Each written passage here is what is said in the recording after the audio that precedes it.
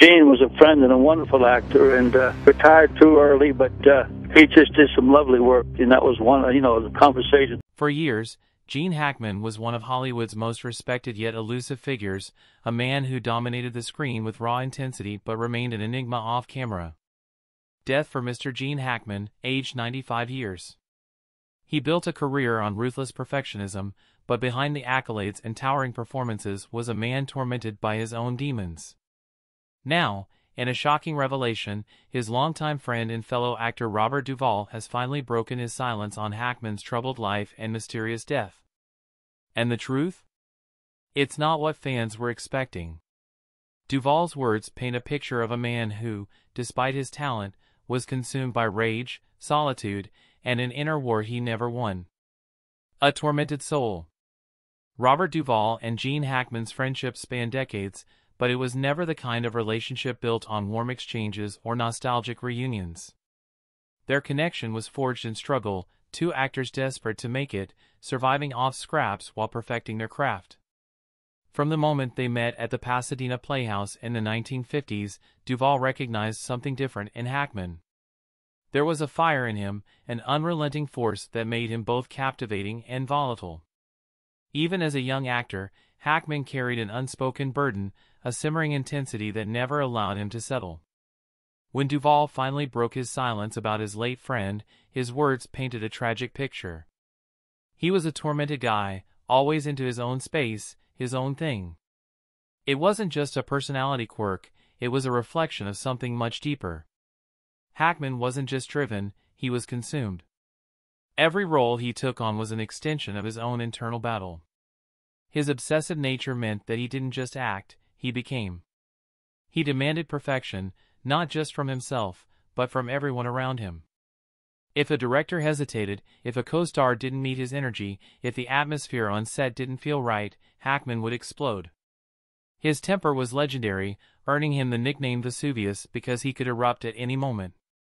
But this rage didn't come from arrogance, it came from something more complex, something that Duvall always saw lurking behind his friend's piercing gaze. Hackman never forgot the people who doubted him, who underestimated him.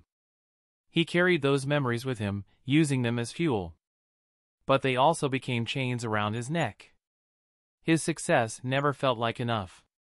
Even after winning Oscars, even after proving himself to the world, he remained haunted by the idea that he still had something to prove. That level of self-imposed pressure can break a person, and in many ways, it did. Duvall understood that Hackman's isolation wasn't just a personal choice, it was a necessity for him. He didn't trust easily. He didn't forgive easily. And he never allowed himself to slow down, not even for the people who cared about him. That's why, in the end, when Hackman disappeared from Hollywood and locked himself away in New Mexico, Duvall wasn't shocked. It was simply the final act of a man who had spent his whole life running from something he could never escape. Something which began at a young age. The Marine Corps and a mother's devastation. Robert Duvall's revelation about Gene Hackman wasn't just about his friend's final years. It was about the lifelong battle that shaped him.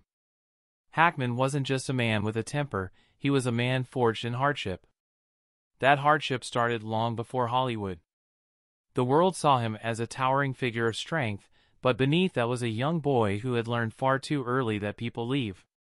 When his father abandoned the family, Hackman was only 13.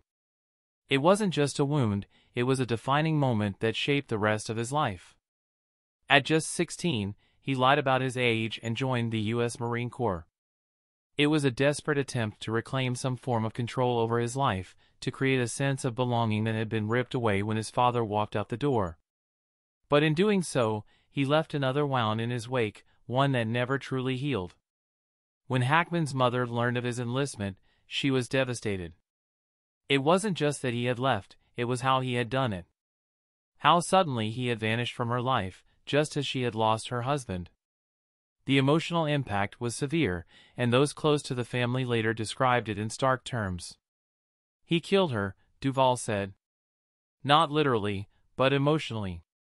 When Robert Duvall finally broke his silence, his revelations were bleak. They revealed a man living in isolation from a young age, something that never left him.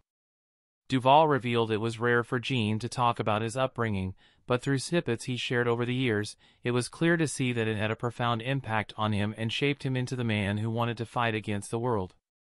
Robert Duvall saw this in his friend, even decades later. The Hackman he knew wasn't just a difficult man, he was a man carrying the weight of a decision that had set him on a path he could never quite step away from. It was this sense of unresolved turmoil that followed him through Hollywood, into his relationships, and eventually into his lonely final years. A life of isolation. Robert Duvall's revelation about Gene Hackman wasn't just about his career or his legendary temper, it was about the loneliness that had followed him like a shadow for his entire life. From the moment Hackman entered Hollywood, there was something different about him. He wasn't like other actors who craved attention or the limelight. He wanted respect, but he didn't want friendship. He wanted control, but he didn't want connection. This was a man who built walls around himself so high that even those closest to him struggled to break through. Dustin Hoffman, who had known Hackman since their early acting days, once recounted a chilling detail about their friendship. They would go out together, but Hackman would suddenly excuse himself, saying only, "I gotta go." Hoffman eventually learned what that meant. Hackman needed to fight. He would find a bar, pick a target, and start something. It wasn't about winning or losing, it was about unleashing something. About burning off the restless, self-destructive energy that never seemed to leave him. Even in a room full of people, Hackman was alone, locked in a battle that only he understood. The lonely end. When Robert Duvall broke the silence on Gene Hackman, his revelations about the star's final days were a haunting confirmation of what many had long suspected. Hackman's life, filled with tension and distance, ended the same way he had lived it for decades. He had kept himself apart, from Hollywood, from friendships, even from the world itself. And in the end, it seemed as if the world had all but forgotten him. In his later years, Hackman's reclusiveness became almost mythic.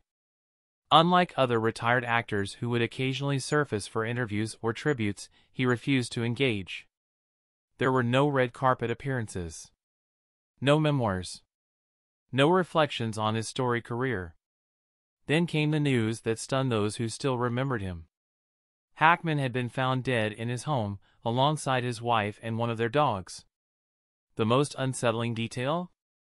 It appeared they had been there for days, possibly even weeks, before anyone discovered them. A man who had spent his life keeping the world at arm's length had, in death, become nearly invisible.